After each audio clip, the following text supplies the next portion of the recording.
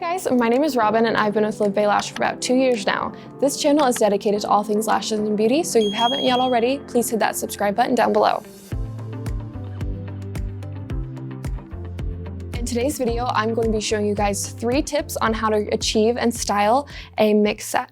So I already have my client all taped up and I'm just going to go ahead and get 2 lip wands and our Live Bay primer and just make sure that I'm coating all the lashes really well to avoid any natural oils on the lashes. So one of the techniques that I like to do to create a wispy look is to make spikes. And there's a million ways to make spikes. My preferred way is to use saline, but the spikes is going to give you a little bit of texture, a little bit of dimension, and that's really the look that we're going for. Some other ways to do spikes would be to use saline like I am, or you can use a primer on some lip wands, or you can just go ahead and freehand it and try not to allow the lashes to spread out. So you guys can see that I have my spikes made already, and I'm going to go ahead and start placing them evenly across the lash line. So when placing your spikes, I like to place it on the side of the natural lash rather than underneath or on top, because I feel like when you place it on the side, because it is a skinnier, more stiff lash, it really sucks up the side of it, of the natural lash, and it helps with your retention. So as you guys can see now, we have all of our spikes mapped out. They're all evenly placed on each eye and they're all matching. So if I place a 13 over here, I'm going to place a 13 over there and just keep bouncing back and forth. And this is really going to give you that texture and that wisp.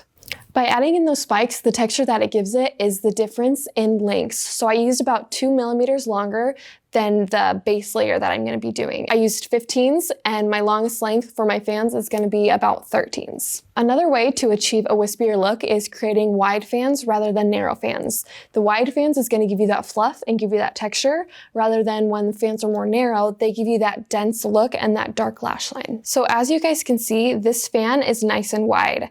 Rather than when it's a narrow fan, it'd probably be about this big on this side, but it would be filled with lashes. But this one is nice and big and nice and fluffy. And when you add so many of those, they overlap on each other and really creates that fluffy textured look. So now we have all of those wide fans placed, and I'm going to go ahead and place some classics in there now.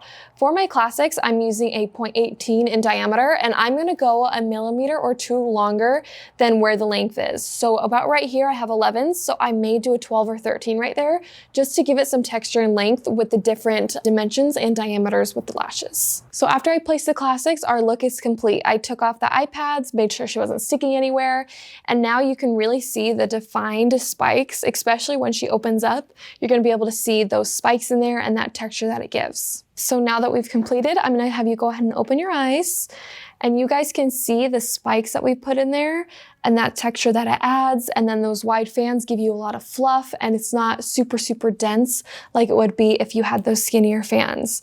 And then you can see a few of those classics peeking through as well. By using these 3 techniques, it's going to give you a lot of texture and dimension in your set. And you can always switch up the curls as well. If you're using a C curl as your base, go ahead and throw some D curls in there, and it'll give you a lot of texture, a lot of fluff, a lot of thickness. So definitely play around with all these 3 different techniques that we've showed you today, and you will be able to achieve a fluffy, textured look. Thank you so much for watching today's video. We hope that you got a ton of value from it. Question for you: how do you style your mix sets? Go ahead and comment down below, and we'll see you in the next video.